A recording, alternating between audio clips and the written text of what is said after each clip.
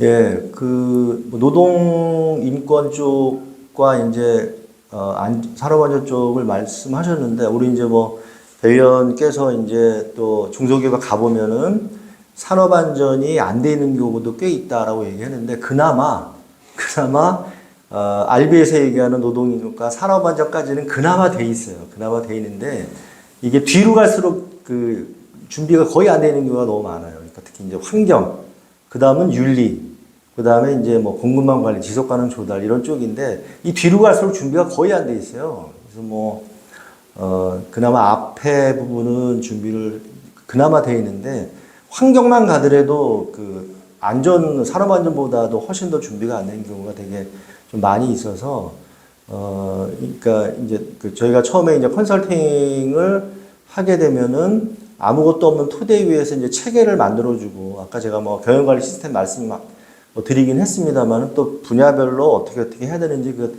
체계를 잡아주는 부분부터 저희가 일단 많이 이제 인발부가 돼서 진행을 하고 있고요.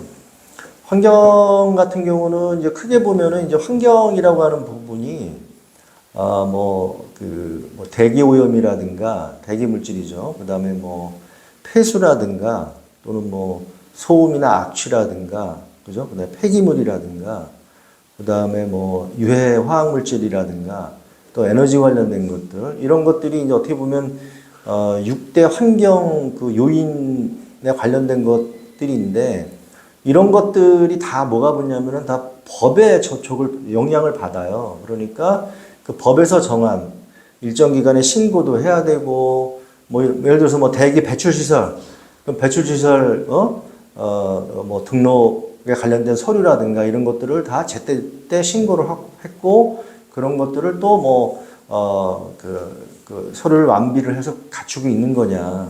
뭐 폐기물, 그죠? 그러면 폐기물 같은 경우도 그러면은 예를 들어서 뭐 폐기물 업체를 지정을 하고, 이게 지정 폐기물이냐 또는 뭐 일반 사업장 폐기물에 따라서 관리의 그 방법이 다를 수는 있는데, 어쨌든 그런 외부 폐기물 업체죠. 업체를 선정을 하고, 그 폐기물 업체는 정말 그 영업 허가증을 가지고 있고 능력이 되고, 이런 업체를 선정해서 하고 있는지, 이런 것들을 다 서류적으로도 준비를 해야 되는 부분들이, 그러니까 환경에서는 그런 법적으로 요구하는 서류들이 있어요. 이런 서류들을 우선적으로 갖추는 게 매우 중요하거든요.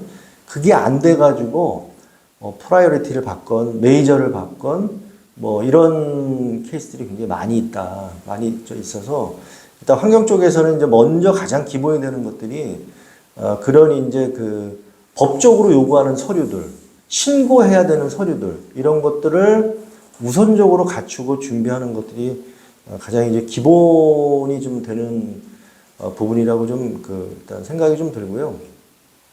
그 다음에 이제 뭐 환경을 얘기하다 보면 이제 최근에 뭐 이제 에너지 관리 해가지고 뭐 온실가스 관리 얘기들도 많이 하는데, 이제 최근에 RBA가 개정이 되면서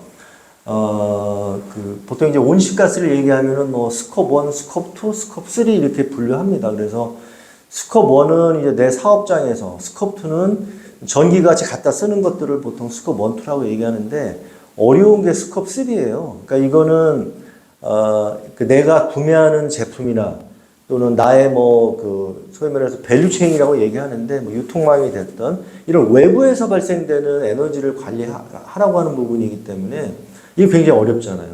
근데 그게 이제 뭐 최근에 RBA가 뭐 8.0.2 버전을 쓰고 있는데, 거기에 스콥 3도 하도록 지금 규정이 돼 있어요. 그러니까 이런 것들을 처음부터 다 할 수는 없으니까, 내가 RB에서도 요구하는 거가 모든 걸 중소기업이 다라고 요구하는 건 아니에요. 그래서 근데 중요한 거는 일단 하고 있다, 한다. 그런데 앞으로 어떻게 또 이렇게 고도화를 시켜 나갈 거다라고 하는 것들을 실제 현장에 맞게끔, 그 기업에 맞게끔 실행을 하고 있냐가 굉장히 중요하거든요. 이제 그런 것들을 에너지 관리나 온실가스 같은 경우도 준비를 해서, 나는 뭐 스콥 3 모르니까 뭐 이게 아니라 할 수 있는 것부터 하는 거죠. 그렇게 이제 작은 단위부터 해가지고 실행을 한다라는 게 매우 중요한 것 같고요. 그 다음에 이제 보통 우리가 화학물질 같은 경우는 이게 사실은 그 산업안전도 관련돼 있고요.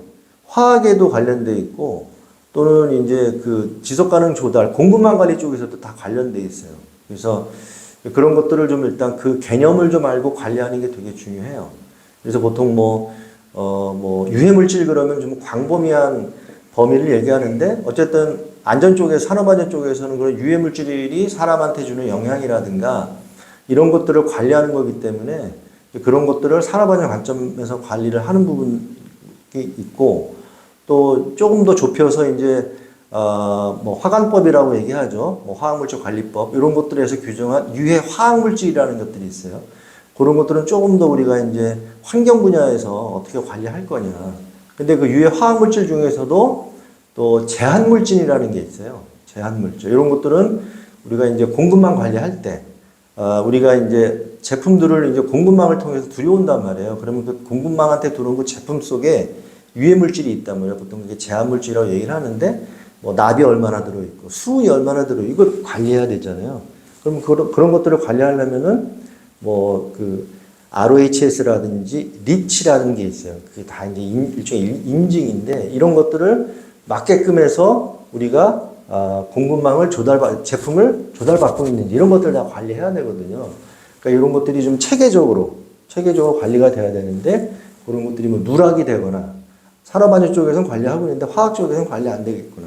또 공급망 관리 쪽에서 관리가 안 되겠구나. 이런 것들이 좀 체계적으로 관리가 돼야 되는데 그런 것들이 좀 이제 부족한 경우가 좀 많이 있고요. 특히 이제 중소기업에 가보면 제일 어려워하는 거가 공급망 관리예요. 협력사 관리예요. 왜냐면 어려울 거잖아요. 나도 중소기업인데 협력사를 관리하래. 근데 협력사 가보면은 5인 미만 사업장도 있고요. 막 진짜 뭐라고 그래야 되나요? 일본어 써서 그렇긴 한데 학고방 같은 데도 굉장히 많이 있거든요. 그런 것들을 다 거기서도 RB에서 요구하는 행동 강령을 지키라고 하고 있고 거기서도 RB의 요구사항을 준수하라고 하니 굉장히 어렵잖아요. 이제 그 부분이 중소기업들이 가장 어려워하는 부분 중에 하나예요. 그래서 이제 저희들이 이제 이렇게 컨설팅하는 부분은 모든 거를 다 할 수는 없으니 똑같습니다. 다 할 수 없으니 먼저 내부적으로 내가 어떤 단계부터 내가 관리를 하겠다. 적어도 예를 들어서 우리가 구입하는 제품, 서비스도 해당될 수도 있고 이런 것들에서 굉장히 큰 포션을 차지하는 업체부터 관리하는 거죠. 메이저 업체부터. 그게 예를 들어서 초기에는 이렇게 따져봤더니 10개 업체 중에서 한 3개 업체가 거의 한 7, 80% 차지해. 그럼 3개만 하는 거죠. 일단은. 그리고 향후에 업체를 더 이렇게 단계적으로 늘려간다라든가 이런 식으로 그런 것들을 또 구두로 하는 게 아니라 뭔가 문서로 만들어서 절차서로 만들어서 우리 이렇게 관리할 거다. 그래서 RB 행동 강령에 대한 부분도 교육도 하고 또 그 전파도 하고 또 거기에 맞는 요구사항들을 지키도록 우리가 계속 관리해가면서 이렇게 단계적으로 나가도록 하는 거가 굉장히 중요하다. 그래서 사실은 그 환경 파트나 윤리 파트나 그런 이제 그 공급망 관리 조달 쪽 파트는 안 돼 있는 중소기업들이 되게 많이 있다. 그러니까 이 부분은 우선 가능한 부분도 할 수 있는 것부터 단계적으로 시작을 해서 만들어 나가는 것들이 매우 중요하다. 그렇게 좀 말씀드릴 수 있을 것 같습니다.